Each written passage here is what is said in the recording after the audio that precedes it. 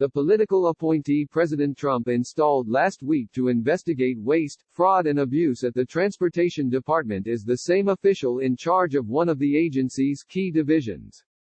That means Howard "Skip" Elliott is now running an office charged with investigating his own actions.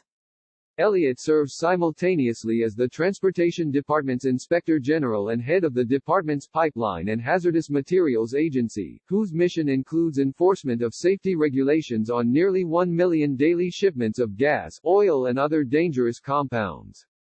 The idea that an independent IG could simultaneously be part of the political team running an agency they are supposed to oversee is preposterous, said Danielle Bryan, executive director of the nonprofit Project on Government Oversight.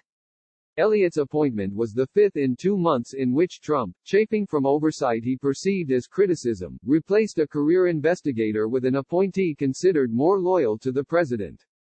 In 3 of the cases, Trump has installed new leadership drawn from the senior ranks of the agencies the inspectors general oversee.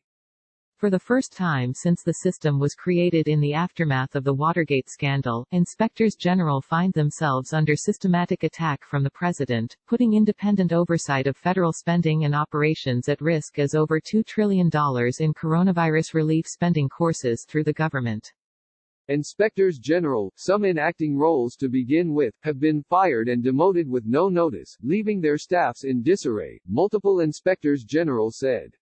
Adding to their alarm, several White House nominees awaiting Senate vetting for permanent roles do not meet traditional qualifications for the job. Some say the 40-year era of independent oversight of the executive branch is under threat more than ever.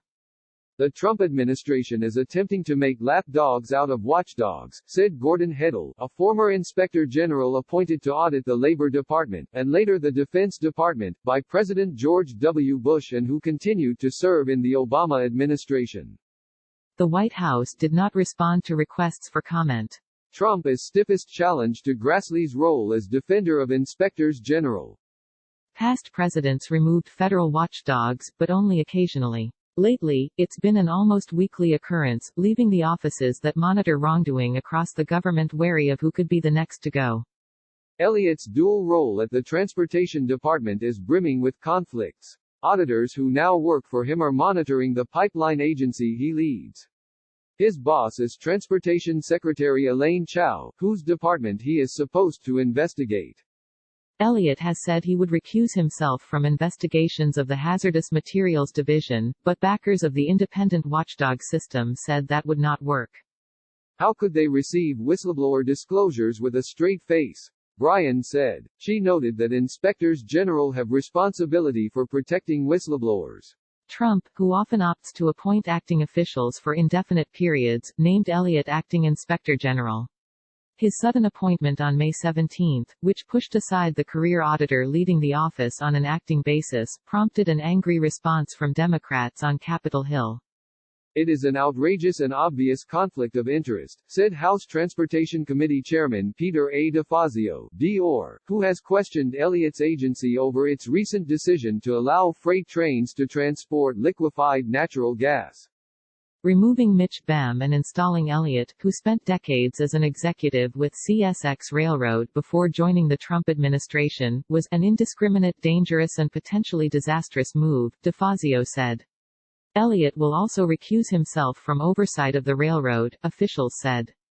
The Watchdog Office in fiscal 2018 put the Pipeline and Hazardous Materials Safety Administration on a list of troubled divisions it would monitor.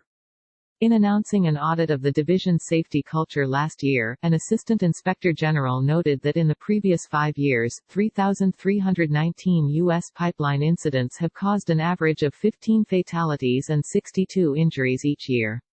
In addition to monitoring hazardous shipments by rail, the division regulates 2.6 million miles of pipelines around the country. Elliott also could find himself having to investigate his boss.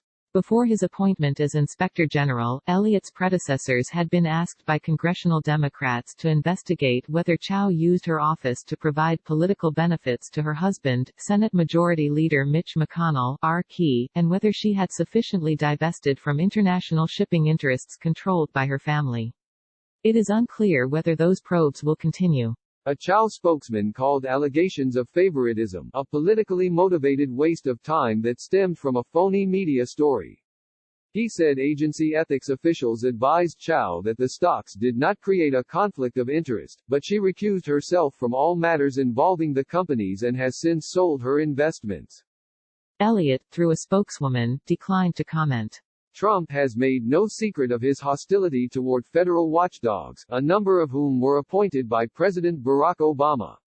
Trump has publicly denounced them for alerting Congress to a whistleblower complaint that triggered his impeachment, reporting shortcomings in his pandemic response and examining the actions of a loyal cabinet member. Among the biggest defenders of his actions is Attorney General William P. Barr, who told Fox News that the intelligence community watchdog overstepped his authority to report wrongdoing when he informed Congress of a whistleblower's complaint about Trump's dealings with Ukraine. Advocates for government oversight in both parties see a dangerous precedent in this expansive view of presidential power as Trump makes quick work of the professionals who've been bulwarks against corruption for 4 decades, some of them making history. The watchdogs, overseeing 14,000 auditors and investigators across the government, have a broad mandate that ranges from routine audits of operations and spending to investigations of criminal activity. They are rarely popular with government leaders, who often complain or are embarrassed by reports calling for corrective action. As Justice Department Inspector General Michael Horowitz said at a recent American University seminar on government oversight, the jobs are as comfortable as straddling a barbed wire fence. 38 of the 75 current Inspector General roles are presidential appointees at large agencies, with all but one of those, the Special Inspector General for Afghanistan Recovery, requiring Senate confirmation. The rest are designated by the heads of small agencies. The appointees have no fixed terms, and many have served for years. They occupy an unusual place in the bureaucracy. They are not political appointees who come and go with each administration, nor are they civil servants with protections from firing by a president angered by their work. A president can remove a Senate-confirmed watchdog. Congress must get an explanation, not a legal justification, a loophole that's rekindled discussion on Capitol Hill of the need to strengthen the community against the kind of rapid-fire dismissals going on now. President Ronald Reagan attempted to fire and replace all serving inspectors general when he assumed office in 1981. But he backed off after bipartisan criticism and allowed many of the veterans to stay. Obama dismissed one in his first term and, like Trump, left multiple positions without permanent replacements during his tenure. The congressional response to Reagan's and Obama's actions was swift and strong, with bipartisan complaints directed at the White House.